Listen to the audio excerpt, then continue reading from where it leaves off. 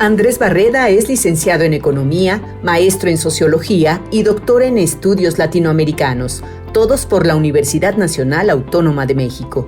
Cuenta con una vasta obra sobre la crisis ambiental ocasionada por el agotamiento del modelo de desarrollo capitalista neoliberal, destacando los libros Economía política de la devastación ambiental y conflictos socioambientales en México, y el problema histórico de la destrucción ambiental del capitalismo actual, entre otros.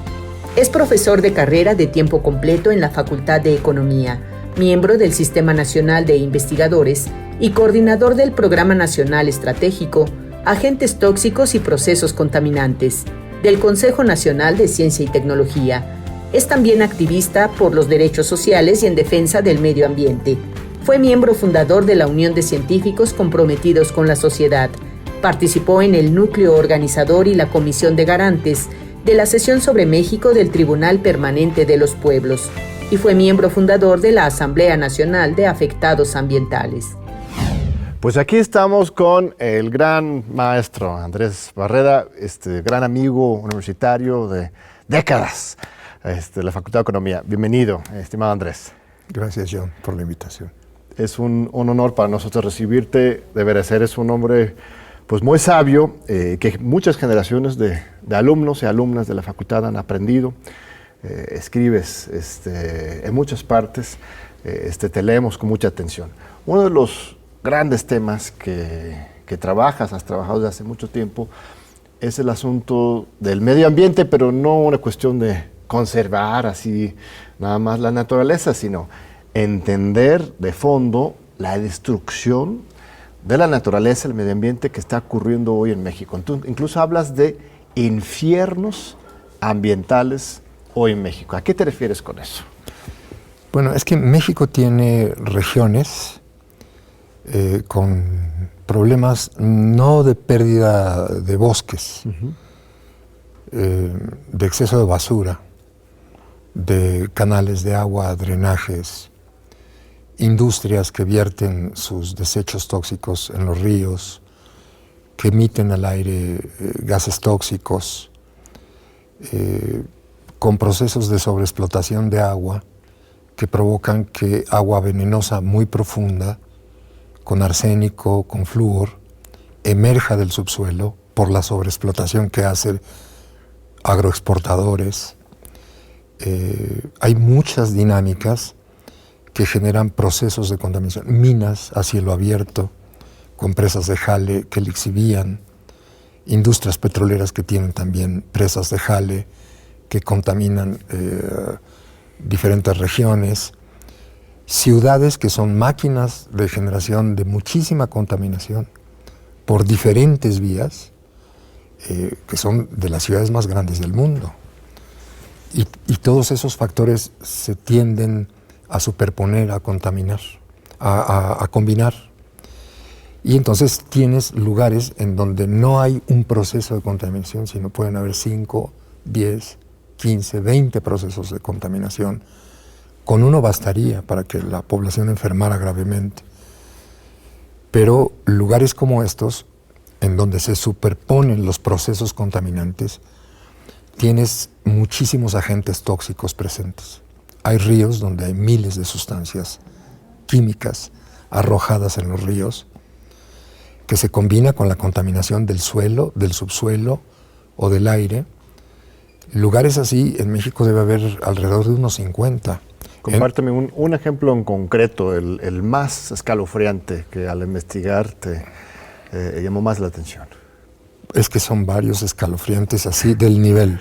Te diría rápidamente, el norte de la Ciudad de México, Tula, la frontera de Hidalgo con el Estado de México, Apasco, Tula, el Salto, Jalisco, en las afueras de Guadalajara, por donde está el aeropuerto, que hay un parque industrial enorme, la frontera de Puebla y Tlaxcala, en el río Atoyac, el norte del Istmo de Tehuantepec, Coatzacoalcos, Torreón, La Laguna, la comunidad de La Laguna, por mencionar solo algunos. Y las consecuencias son, supongo, graves para la salud humana, cáncer, muerte infantil, acortamiento de la expectativa de vida. ¿Qué son los impactos más concretos en la humanidad? El aumento de enfermedades degenerativas que se han venido sumando, enfermedades como leucemia, es decir, enfermedades degenerativas en población que se supone no le debería de dar, niños, ¿no? Todos los tipos de cáncer, la insuficiencia renal crónica desatada. Cuando Felipe Calderón era presidente, con todo cinismo dijo, bueno, tenemos 10 millones de enfermos con insuficiencia renal crónica, no vamos a tener para atenderlos en los hospitales, arrojando todo eso, digamos, al negocio privado de la salud. Pero de entonces acá, la insuficiencia renal crónica no ha hecho sino crecer. Enfermedades del sistema nervioso, porque son los tóxicos, afectan. Hay una comunidad frente al Salto, en el pueblo de Juanacatlán, un barrio de Juanacatlán, a donde pegan las brisas de la cascada. La doctora Gabriela Domínguez encontró que el 40% de los niños tenían retraso mental. 40%. Afectación nerviosa, el 80% de los niños. Es muy grave. Es muy, muy grave lo que está ocurriendo. ¿Hay empresas en particular que se pueden señalar que han incurrido particularmente en esta irresponsabilidad, o es más bien generalizado de Es todos? generalizado. ¿Sí? O sea, sí hay empresas, pero realmente no vale la pena detenerse en una, porque vas a decir una y en realidad vas a dejar libres a decenas o a cientos de empresas. Más bien, los términos, digamos, en que se construyó el Tratado de Libre Comercio, facilitándoles a las empresas hacer esto. Porque las leyes fueron modeladas para que pudieran emitir al aire o verter a los ríos cualquier cantidad de cosas sin violar la ley. La NOM 001, que ha estado vigente hasta hace unos meses, les permitía colocar cualquier cosa y a los sistemas de vigilancia de Conagua, de Cofepris, no hacer absolutamente nada porque nadie violaba las normas. ¿Pero es el TLC o es el neoliberalismo? Obviamente, estos son dos caras de lo mismo, pero antes de 94 había también problemas graves por la corrupción gubernamental, por el proceso de degradación del Estado de Derecho. Y antes del neoliberalismo también. Es decir, México se empezó a meter en estos problemas con el crecimiento industrial. Y el estilo mexicano, priista, de hacer las cosas, generaba problemas. Pero los problemas estaban muy acotados a determinadas dinámicas. El neoliberalismo agravó las cosas, pero lo que hizo que explotara por todos lados y que empezara a crecer exponencialmente fue el Telecán. Porque el asunto fue, mientras más desregulemos el trabajo y ofrezcamos la mano de obra más barata del mundo, más van a venir. Bueno, si desregulamos ambientalmente como en ningún lugar del mundo, también van a venir. Es decir, detrás de los infiernos hay un paraíso, que dicen los paraísos fiscales, ¿no? En las Islas Caimán. Claro. Sí, pero también existen los paraísos industriales, que es lo que ofrecía China, o lo que ofrece Bangladesh, o lo que ofrece Indonesia. Bueno, México, con el Telecán y sus grandes corredores de libre comercio, ofreció paraísos industriales. Entonces, claro, se le ofertó a todo mundo, a las grandes automotrices, a las grandes microelectrónicas, a las grandes empresas que vinieron a México, pero eso lo aprovecharon los empresarios mexicanos y hicieron de la suya. Y bueno, pues ya en la desregulación, pues las ciudades también hicieron la suya, la industria de la construcción, la especulación. Es decir, generó un caos generalizado. Al hacer ingeniería jurídica a modo para permitir eso, se generó un desorden tremendo que la población es la que la está pagando con su salud.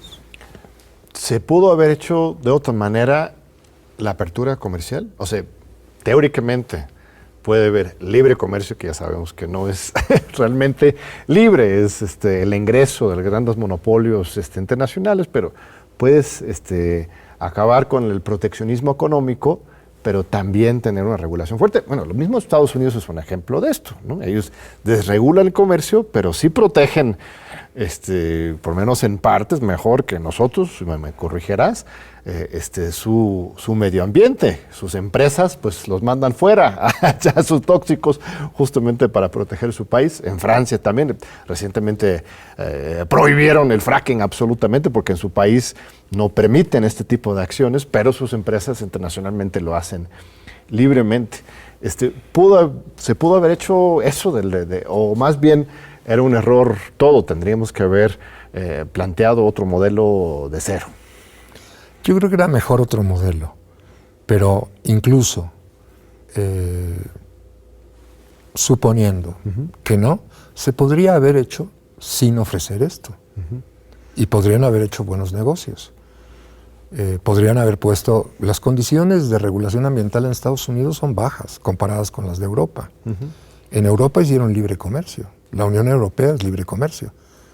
Pero cumplieron normas mucho más fuertes que las de Estados Unidos y Canadá. Estados Unidos se autodegradó muchísimo cuando inició la locura del fracking. Para ello hicieron una involución regulatoria ambiental espeluznante. Pero aún así estamos años luz de México respecto a Estados Unidos. En materia de regulación ambiental está muy lejos. Entonces podrían no haber ofertado la vida de los mexicanos, los ecosistemas de los mexicanos, la salud de los mexicanos como ventaja para hincharse los bolsillos los empresarios. Lo podrían haber hecho, pero no lo hicieron. Porque lo estamos viendo, pues porque fue la feria de la corrupción. Y también fue la feria de la manipulación de las leyes.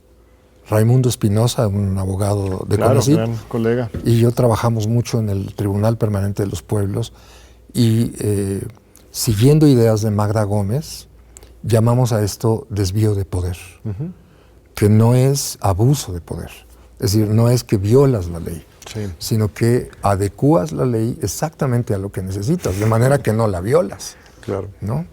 Entonces eso ya es algo más profundo, porque para desviar las leyes tienes que dominar el poder legislativo, y para dominar el poder legislativo tienes que dominar el proceso electoral. Es decir, tienes que hacer una ingeniería no solo jurídica, sino institucional completa. O sea, crear esperpentos como el Instituto Federal Electoral, ¿no? Bueno, el Instituto Nacional Electoral. La legalización del despojo, pues. Todo un andamiaje de legalidad neoliberal que pues sigue con nosotros, ¿verdad? Bueno, se han hecho algunas reformas importantes, pero para realmente cambiar de piel, ¿cuánto nos vamos a tardar? Pues el cambio en México no puede ser un cambio de 6 años. Si se queda como un cambio de 6 años, vamos a regresar al mismo infierno. Y peor, porque vamos a regresar, digamos, con ánimo de revancha, ¿no? Y va a ser una cosa espantosa. El cambio tiene que perdurar, se tiene que profundizar, como bien dice Armando Bartra, ¿no? No solo tiene que moverse el elefante reumático, sino también la elefanta reumática, que es la sociedad civil. La sociedad civil se tiene que organizar y se tiene que movilizar para exigir sus derechos. Nos ha faltado quizás un poco más de eso, ¿no? La gente muy cómodamente esperando que el presidente López Obrador pues no se resuelva con una varita mágica esos problemas, y nos ha faltado también asumir esa responsabilidad propia y de la sociedad de la Cuarta Transformación, ¿verdad? Sí, toda la sociedad se tiene que mover, se tiene que expresar, se tiene que organizar. Y también los medios de comunicación tienen que ponerse a la altura de lo que esa sociedad civil requiere, ¿no? Hasta ahora, digamos, estamos como a la defensiva de este ataque que los medios de comunicación hacen, Claro.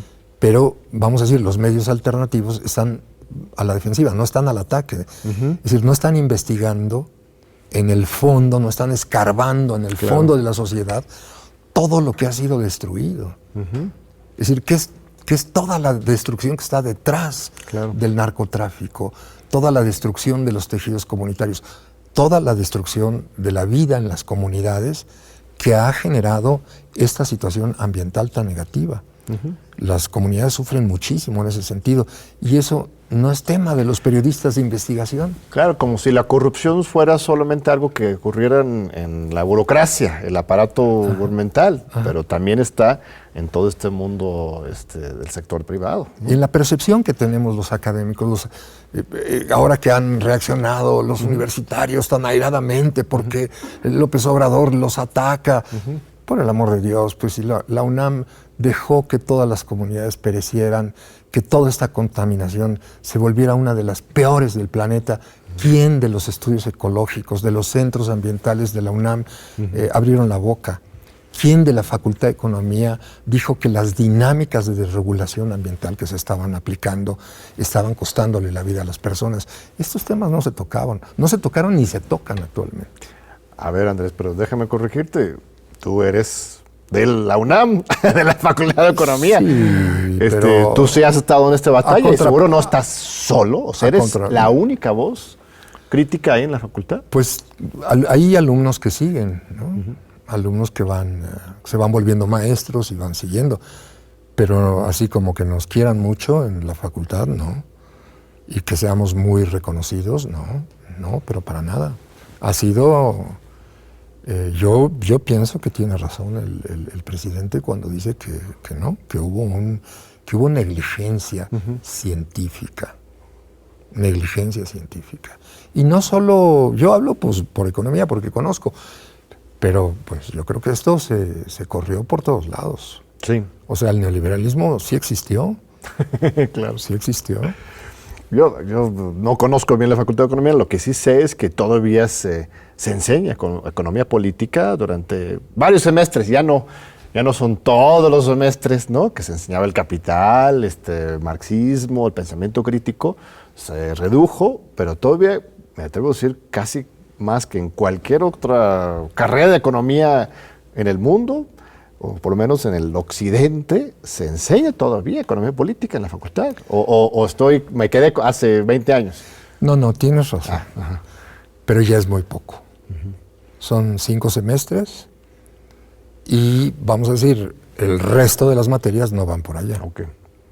¿No? Entonces ya no hay mucha posibilidad de que eso se articule con estrategias de investigación, con otras formas de trabajo.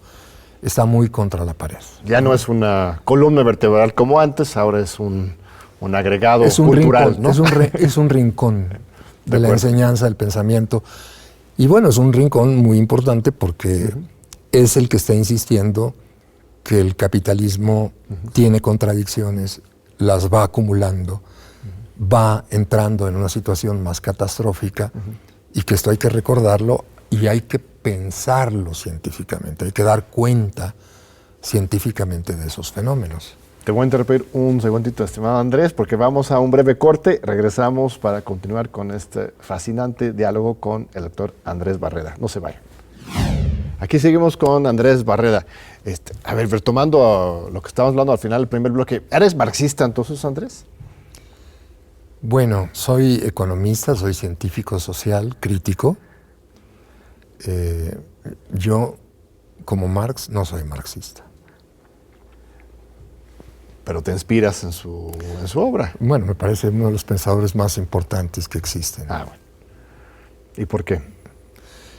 Por la forma en que asume de frente la reflexión de la sociedad capitalista como un ente absolutamente contradictorio, que lleva a cabo una serie de desarrollos históricos, una serie de aportes, y al mismo tiempo preda en una serie de condiciones básicas, no resuelve sus contradicciones, las va incrementando, las va acumulando, las va extendiendo por el mundo, las va escalando siempre se escapa de las contradicciones, se evade, pero cada vez que hace eso genera peores condiciones y pues ya tiene 500 años haciendo esto y está colocando a la humanidad contra límites objetivos muy, muy grandes y ha generado muchos estragos civilizatorios en contra de la propia humanidad y en contra de la naturaleza.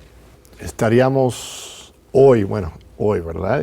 En tiempos históricos, en un momento de alcanzar, visualizar el fin del capitalismo.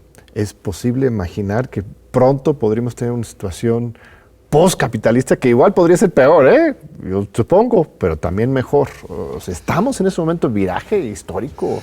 Mira, yo creo que hay, en mucha gente hay esa sensación. Uh-huh. Yo no la comparto. No. Creo que estamos frente a la siguiente disyuntiva. El capitalismo sí puede acabar, pero con la vida en el planeta. Uh-huh. De no corregir tendencias atroces, puede realmente terminar con todo. No pienso que haya garantía de nada, ¿no? Pero esto mismo yo pienso que genera una presión interna muy fuerte dentro del propio capital. Entonces yo creo que hay muchos capitales que se están tomando cada vez menos banalmente el problema, se están pensando de cómo reformar realmente el capitalismo. Y no me refiero a todo, digamos, a la economía circular, a la economía verde, claro, o a las medidas de los acuerdos de París y las acciones del gobierno de Estados Unidos con el cambio climático. No me refiero a eso. Todo eso me parece maquillaje. Me parece que sí hay grupos de capital grandes que dicen que esto tiene que modificarse. Por ejemplo, el gobierno chino fue particularmente salvaje en la destrucción de su medio ambiente, digamos, de 2000 a 2012. En 2012 emprendieron una reforma seria. A ver si te suena. Reforestando China, regulando el medio ambiente, regulando la corrupción, subiendo el salario y recuperando la soberanía sobre los recursos naturales estratégicos, en su caso las tierras raras. ¿Su cuarta transformación será? ¿O, sí, o para ellos será su quinta? Pero ellos la hicieron en 2012. Ajá. Eso es objetivo. Eso es lo que está ocurriendo en Rusia. Eso es de lo que estaba hablando Bernie Sanders.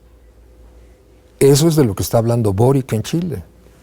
Eso es de lo que está hablando Petro en Colombia. Eso es lo que está ocurriendo en México. Y no hay un común denominador ideológico que lo sincronice. Hay una realidad objetiva que está exigiendo una reforma del capitalismo. Entonces yo creo que eso está ocurriendo. Más allá de lo que quieran, de lo que puedan, de lo que entiendan los propios políticos. Históricamente el neoliberalismo se está agotando.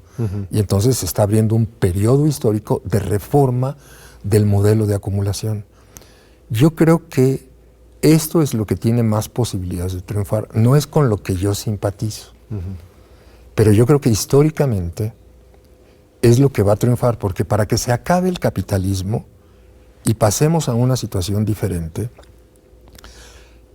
toda la población tiene que tener conciencia de qué es el capitalismo. O sea, del capitalismo no se puede salir por la violencia. Del capitalismo solo se puede salir con conciencia histórica. Y con una conciencia histórica democrática, masiva. Entonces no es con golpes de audacia que se sale del capitalismo.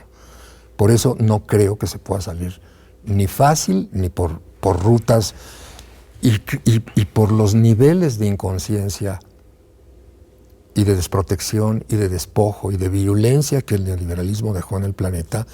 Yo no veo condiciones históricas como para rebasar esto. Es más fácil que el propio capitalismo, en aras de sobrevivir, se reforme a sí mismo y que la población consciente, aprovecha esas circunstancias para pelear por cosas más profundas que puedan ir más allá del capitalismo. Sí, te iba a decir, hablas de la conciencia histórica que se está manifestando en China, en Rusia, en América Latina. Que es conciencia capitalista. Claro, pero en los Estados Unidos, en Inglaterra, me atrevo a decir en la mayor parte de Europa occidental, este mensaje no está llegando, ¿eh? O sea, tienes a Trump, pero Biden hablará, como dices, de acuerdos de París, etcétera, pero en los Estados Unidos la cultura política es profundamente resistente a cualquier tipo de corrección en este sentido. Entonces, ellos van de frente. Sí. Esto puede ser una situación muy peligrosa, porque sí, claro. No veo una posibilidad de autorregulación. Más bien ven a esta lógica más progresista de China y Rusia en América Latina como una amenaza a su hegemonía. Lo ven absolutamente desde su ego, nada más. Entonces, esto es muy peligroso, ¿no? Sí, claro. Por supuesto que lo es. Como estamos viviendo una crisis del neoliberalismo, se está desmoronando. Pero ve tú que Trump hablaba de reconstruir la industria interna, porque el neoliberalismo la destruyó. Claro. ¿No? Esa es una necesidad objetiva. Bueno, los que tanto alardearon en contra de Trump y que iban a hacer lo contrario, Biden, están tratando de reconstruir la industria interna. Entonces, más allá de lo que digan o de lo que berreen, hay necesidades objetivas que les van marcando la pauta y el ritmo, ¿no? La regulación ambiental es una necesidad objetiva, que la encarna la población que primero protesta. Bueno, esa otra necesidad objetiva, ellos no la quieren encarnar porque implica ganar menos y se aferran a los esquemas anteriores. Pero hay sectores que lo están planteando y la historia les va dando la razón. Ya no llegará Bernie Sanders por cuestiones de edad, pero una izquierda con conciencia masiva de los problemas ambientales difícilmente la encuentras más grande que en Estados Unidos. Bueno, marginado todavía políticamente, pero... Sí, no están en el juego institucional, claro. Pero, o sea, si vas a los grandes foros al foro social, de lo que era el foro social de los Estados Unidos, eso no lo tenías en México. Claro. Es una cosa enorme. Pues estaría increíble que los Estados Unidos mismo se sumara a esta ola. Yo veo dudas, yo que conozco bien el contexto político ahí. Es que yo no creo que vaya a ocurrir fácil ni linealmente, ¿no? Yo creo que es decir, pero lo que yo digo es que hay que observar las necesidades profundas para ver cómo tarde o temprano se van cumpliendo, porque efectivamente la historia tiene muchas salidas, es como el periférico, tiene muchas salidas. se puede ir al abismo muy fácilmente. Yo es decir, no creo que haya ninguna necesidad histórica, objetiva, de que la cosa se va a componer. No, se puede descomponer completamente. Absolutamente. De hecho, por lo que te escucho, por ahí va el asunto. Si no tomamos acción pronto, el pueblo. ¿En qué queda México en esta geopolítica? Porque, bueno, tenemos Tratado de Libre Comercio, que ya hemos analizado aquí en la primera sección. Llega un gobierno de izquierda, Andrés Manuel López Obrador, y pareciera que no tuviera otra opción que actualizar el TLC con el TEMEC. De repente pareciera que peor que el mismo TLC sería salirnos así de golpe del TLC, que podría haber provocado una crisis económica. No sé qué opinas, igual también todavía existe esa posibilidad. Pero México ya está atado a los Estados Unidos para su desarrollo permanentemente. No hay todavía esa posibilidad de que podamos recuperar esta soberanía a partir de alianzas más cercanas con China, con Rusia, con la India. Pues esa estrategia que hizo en su momento Lula desde Brasil, nuestra geografía pues, no nos permite eso, ¿verdad? ¿O sí? ¿Cuáles son las posibilidades en este contexto? No, yo creo que la geografía pesa mucho. En nuestro caso, más de 3,000 kilómetros de frontera con Estados Unidos no es un chiste. ¿no? Es un problema. Y meternos en el camino de Cuba, de Castro, de desafiar al imperio, o de Chávez, de desafiarlo, pues tiene consecuencias que para poder emprender ese camino, pues hay que ser solvente. Hay que tener la organización histórica que permita llevar a cabo. Yo no creo que estemos en esas condiciones. Por un lado, ¿no? Entonces creo que eso se está cuidando mucho en la política internacional. Y creo que tiene sentido hacerlo. Sentido histórico. Hay una responsabilidad de no desbocar, de no descarrilar al país. Y dentro de eso, bueno, yo encuentro que hay un juego inteligente, que se le está diciendo a Estados Unidos que Estados Unidos está en un problema, que es que el capitalismo ya no se está desarrollando exclusivamente teniendo a Estados Unidos como el centro del capitalismo mundial, sino que están surgiendo otros polos de desarrollo capitalista como es China, o como es Rusia, o como sería Irán, o como sería todo el bloque euroasiático.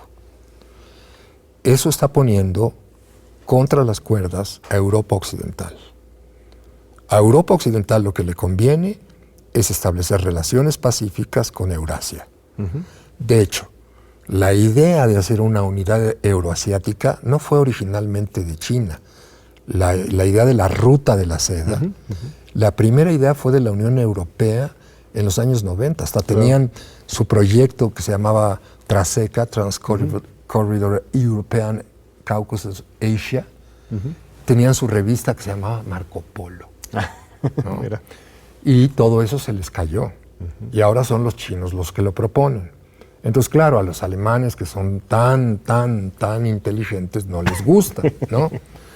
Los franceses que son tan soberbios tampoco les gusta. Pero tienen ahí el problema, y ese problema se llama Nord Stream 2. Objetivamente el capitalismo viene de allá y se está integrando por allá. Y Estados Unidos está ahorita berreando con el caso de Ucrania para ver si jala y polariza a Europa para tratarla de desprender de esa tendencia histórica, que es una facilidad que la geografía genera para acumular capital. Estados Unidos está pasando aceite. No en balde, propone la unidad del AUKUS, es decir, la alianza de Gran Bretaña con Australia y ya por ahí Canadá y Nueva Zelanda, para desde los mares contener ese bloque euroasiático. Ahora, en ese contexto, América Latina, ¿dónde va? Te voy a interrumpir ahí, porque vamos a un segundo corte y regresamos con ese tema. Muchas gracias por seguir con nosotros. Aquí estamos en TV UNAM, en Diálogo por la Democracia, con Andrés Barreda.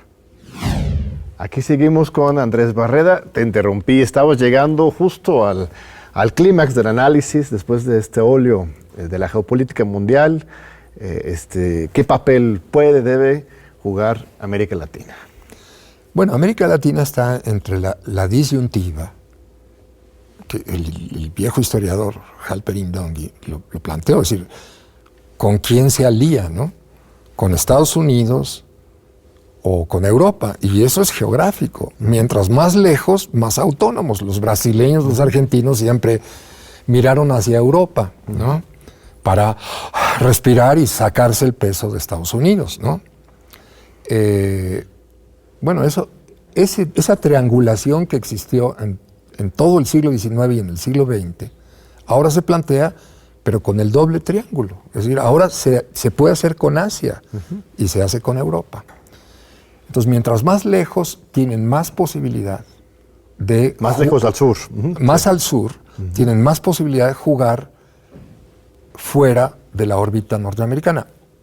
En estos días, Bolsonaro ha estado visitando a Putin en contra de la presión que Estados Unidos ha ejercido para que no visite. Y fue, Bolsonaro, que no es para nada simpático, pero ¿qué está llevando a cabo? Una alianza que abrió Lula. Es decir, es que hay cosas muy profundas que van más allá de las corrientes. Es decir, es la propia burguesía brasileña que dice, no, es que sí nos conviene. Nos conviene. El propio ejército brasileño que dice, sí nos conviene, hagamos esas alianzas. Eso va a seguir. México puede escapar de eso difícilmente. Entonces, el juego que México está proponiendo es, ¿por qué no disolvemos la OEA? Digo, para comenzar a platicar. ¿Por qué no establecemos, mira tú, Estados Unidos, te conviene? Deja de mirarnos como tu traspatio. Hagamos una unión como la Unión Europea. Danos aire, no nos veas como el espacio para enviar tus industrias contaminantes, tus peores industrias, como la mano de obra esclava, en donde vas a aplicar el outsourcing. Pagas salarios aquí como pagas allá. Eso te puede dar posibilidades de crecimiento y de desarrollo, en otros términos, no ganancias fáciles. Te conviene la prosperidad de México, de Centroamérica, de América Latina, claro que te conviene, pero serían en otras formas y en otros términos. Piénsalo bien, porque lo que tienes enfrente es tu caída histórica, en el mediano plazo y no tan mediano plazo. Este es, digamos, el argumento que les ha puesto. Y bueno, pueden decir, pueden berrear, no les puede gustar, lo pueden tratar con racismo, pueden hacer todas las intrigas que quieran, pero la realidad es la realidad. Bueno, suena bien, pero las condiciones de Washington son fuertes. Ellos dicen, bueno, está bien, ¿quieres que te respetemos? Entonces, aplicas nuestra política migratoria en la frontera sur. Rompes relaciones comerciales con China. O sea, el TEMEC tiene a varios candados ahí que nos prohíbe tener una libertad plena en nuestro comercio. Entonces, México salvando al imperio de una caída más fuerte, pero no vaya a ser que nos vayamos por la barranca con ellos. Bueno, es que lo que se le está diciendo es, ¿no? Lo que se le está diciendo es, tú la manera en que puedes no caer en la barranca es cambiando los términos de referencia del contrato que habría que hacer con México, con el libre comercio y por allí con otros países de América Latina. Es decir, es una decisión histórica. O sea, como repite en las mañaneras López Obrador, estamos viviendo tiempos interesantes. Realmente no es un... Es decir, es un momento histórico muy profundo. Las cosas que se están planteando son cosas de las que va a depender lo que ocurra en el próximo siglo. No es un momento más. O sea, no es un momento equivalente a 92, que en 92 se decidió lo que iba a ocurrir en los siguientes 30 años. Claro. No, ahorita estamos en algo mucho más profundo. Estamos decidiendo los siguientes siglos. Sí. Es decir, entonces Estados Unidos tiene que tomar una decisión. Puede elegir el abismo. Y en eso, pues México tendrá que ir tomando sus decisiones. Pero lo que le está diciendo es, bueno, mira, la mejor manera de evitar el abismo sería poniéndonos sensatos en la región y cambiando los términos de relación capitalista. Eso es lo que se les está ofreciendo, ¿no? Me parece un argumento de una sensatez extraordinaria. No me parece que decida nada, porque finalmente quien va a tener que tomar la decisión es Estados Unidos, ¿no? Además de que la ruleta se está moviendo en Estados Unidos. La crisis en Estados Unidos está avanzando. Sí. O sea, Estados Unidos está sufriendo una fractura política como nunca la ha tenido en 200 años. Entonces, eso va a ir cambiando, ¿no? Lo que sí es que nosotros tenemos que entender la lección número 1 de política que enseñaba Daniel Cosío Villegas. El problema fundamental que tenemos en México, quienes hacemos política, es pensar en Estados Unidos, no hacer como que no existe. No hay un problema más importante para la política mexicana. Claro. Entonces, esto hay que discutirlo, hay que volverlo objeto de reflexión seria, objeto de reflexión histórica, y hay que ver realmente cuáles son las posibilidades del desarrollo económico, de la crisis capitalista, y de acuerdo a eso, actuar con la mayor sensatez y responsabilidad histórica. En medio de eso, se está llamando a la Organización Autónoma de América Latina. ¡Qué mejor! Y América Latina está indefectiblemente cambiando. Ay, sí, pero es a la izquierda muy suavecito, muy ligero. Boric y Petro es muy ligero. Pedro Castillo. Momento. Está ocurriendo una sincronización, ahora sí, de toda América Latina, como quiso Martí y no pudo ser. Como quiso Mella y no pudo ser. Como quiso la CEPAL y no pudo ser. Como quiso Rui Mauro Marini o quiso la Revolución Cubana y no pudo ser. Como quiso los gobiernos progres de hace 20 años y no pudo ser. Ahora sí está haciendo. Entonces, algo históricamente muy profundo está girando. Más allá de que si me gusta o no me gusta, porque no es tan radical como yo, es algo histórico, profundo lo que está ocurriendo. México se está sincronizando con un cambio histórico profundo de América Latina. Está liderándolo, pues. De hecho, fue el primero en América Latina en avanzar, en esta segunda ola, ¿no? Es parte de esa profundidad histórica que se está, de ese agotamiento histórico. Es que al agotarse el neoliberalismo, se está agotando un ciclo de hegemonía de Estados Unidos que viene del 45 y se está agotando otro ciclo de hegemonía que viene de finales del siglo XIX. Entonces está ocurriendo un cambio histórico muy profundo. Y Estados Unidos tiene que asumirlo. Claro, mientras más necio se ponga y no quiera, le va a ir peor. Pero además, la última palabra no la va a tener solamente la burguesía, la va a tener el pueblo de los Estados Unidos. En donde, por cierto, ya viven 35 millones de mexicanos y 50 millones de mesoamericanos. Así es. Pues fascinante esta clase magistral que nos estás dando, estimado Andrés, y una enorme responsabilidad está en los hombros de todos nosotros y sobre todo los jóvenes universitarios. Nada más, antes de cerrar, que se nos está acabando el tiempo, regresando al tema del medio ambiente. Sí. ¿Han habido cambios concretos en esos últimos 3 años que hablan de una recuperación, un alto a estos abusos? Estuvo Víctor Toledo, nuestro colega de secretario de Medio Ambiente. Hay una voluntad muy clara de Andrés Manuel para el fracking, la minería, el tema del litio, ahora la reforma eléctrica.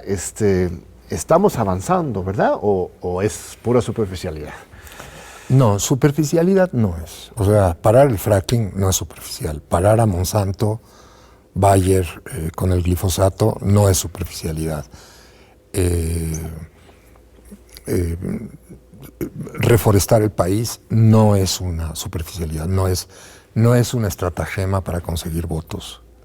Éramos el 4º país deforestador del planeta. Eso es un problema, ¿no? Igual que China lo hizo. Son problemas objetivos y son problemas esenciales, ¿no? Está plan de justicia para La Laguna, plan de justicia para Cananea, plan de justicia para tema Capulín, allá en el Río Verde. Hay algunos planes de justicia. O sea, sí se están haciendo cosas importantes. Pero,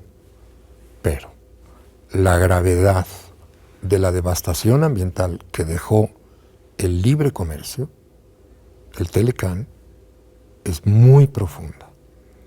Y los problemas de salud enormes, extraordinarios que vive la población por causa ambiental son extraordinariamente graves.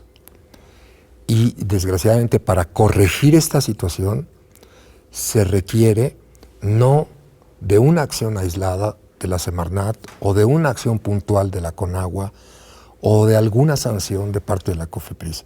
Se requiere de una acción concertada de todas las instituciones federales en coordinación con los gobiernos de los estados, en coordinación con los gobiernos municipales, y se requiere un cambio de leyes de fondo, porque las leyes fueron absolutamente torcidas en dirección a la permisividad, a la negligencia, a la omisión, y la Cámara de Diputados y Senadores tendrían que estar sintonizados con las necesidades ambientales, y todo esto no está ocurriendo.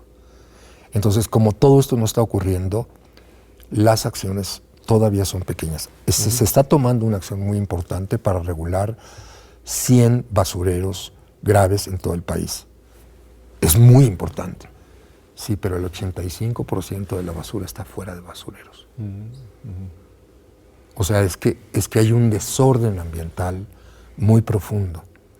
Entonces, se requiere, aquí otra vez regresamos al punto. Claro. ¿Qué se requiere? Es que tienen que hacer algo. Pues sí tienen que hacer algo, pero la sociedad civil tiene que dejar de jugar a ser la elefanta reumática. La sociedad civil se tiene que organizar en torno de estos problemas materiales y también ir indicando cómo se pueden llevar a cabo estos cambios. Yo pienso que estos son cosas fundamentales. Y el litio también es un gran tema, ¿verdad? No, bueno, esto es estratégico. Claro. Ahí yo tengo un poco de dudas, ¿no? Porque, claro, el litio se está volviendo estratégico, pero en realidad todas las energías alternativas se están, digamos, están cambiando, ¿no? Todo lo que llaman energías alternativas, que ahora los panistas se desgarran las vestiduras, es una visión de rentistas, o sea, de los dueños de los parques eólicos o de los parques solares, ¿no? Lo que quieren es cobrar renta tecnológica. Deberían estar preocupados porque creáramos la tecnología nosotros para obtener, es decir, tener una industria tecnológica para poder obtener popularmente y de forma barata la energía solar. Pero no, ellos lo que quieren es un gran parque solar para venderle a la gente la energía solar, cuando la gente puede tomar energía solar en el techo de su casa. Sí, entonces, lo que para que eso ocurra, pues tendría que haber una industria mexicana productora de celdas solares que las vendiera baratas a todos los mexicanos, pero ese no es negocio para ellos. Este tipo de salidas tienen que ocurrir. Claro. Se está revolucionando la propia idea de la energía eólica. Molinos sin aspas. Se está revolucionando la industria de las baterías, que es, digamos, lo que te da el almacenamiento de la energía. Entonces, ahorita el litio es la solución, pero realmente hay una revolución muy intensa por buscar baterías que no sean de litio y que sean mucho más duraderas. Por ejemplo, de hierro y sal. Eso está ocurriendo.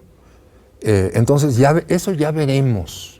Quizás no sea el petróleo, o sea, la gente lo compara con la explotación petrolera. Lo del petróleo es una forma muy imprecisa de llamarlo. Sí tiene que ver con la energía, pero el petróleo no es solo energía. Claro. El petróleo es la base de la petroquímica. Y de la petroquímica salen 30 millones de sustancias diferentes.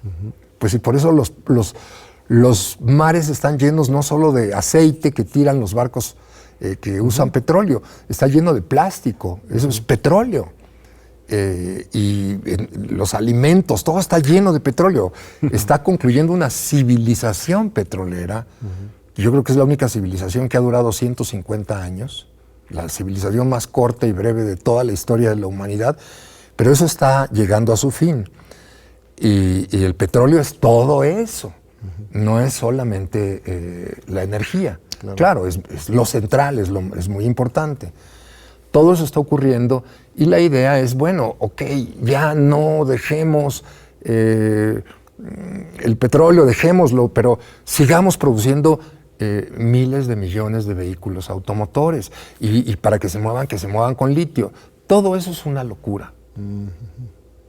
Es que la solución no es que haya 2.000 millones de vehículos automotores, porque para hacer eso hay que tener una minería y para eso hay que depredar las minas. Claro. Lo que se requiere es transporte colectivo.